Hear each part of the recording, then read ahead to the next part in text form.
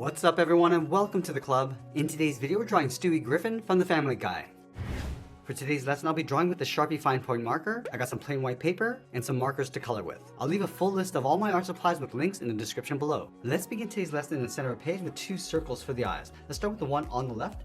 We'll start from the very top, come all the way around towards the bottom of the eye, going counterclockwise, and go back up towards the top.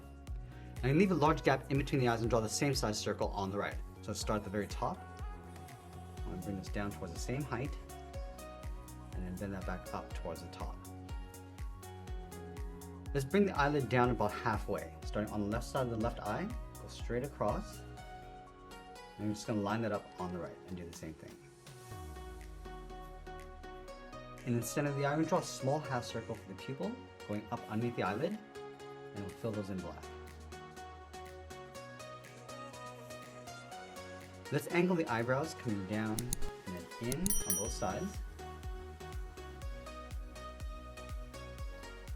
Now in between the eyelids in the center, let's draw on the nose. We're going to angle this down towards the right, come back in towards the center, come back down and out towards the edge of the mouth. Let's curl the mouth coming down and then back up towards the left. From the front of the mouth, we're going to step in, just fold the lower lip coming down towards the bottom.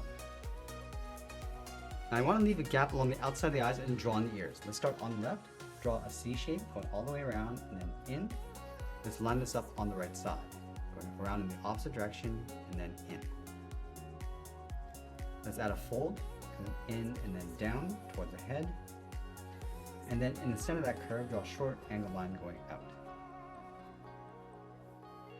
Now Stewie has a football shaped head, so let's start with the top. We'll start from the top of the ear on the left, we're going to go up. Let's round out the head along the top, come across, and then down on top of the right ear. Let's go underneath the ear on the left, curve the bottom of the head, coming down, go across in the middle, and just bend that back up on the right, underneath the ear. Now we're going to layer the hair on top of the head. Let's start in the middle. We'll start by going up, and then crossing the head, coming down.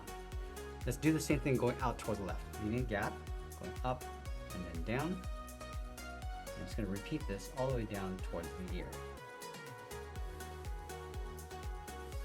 Let's go back up to the top right and do the same thing.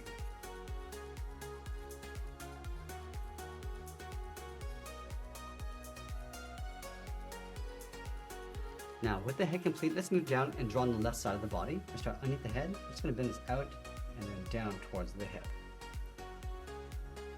And I'm going to cross the arms in front of the body. Let's start on the left side. We're going to step in, curve the arm, coming down, and then up, and then bend that across, and then down on the right.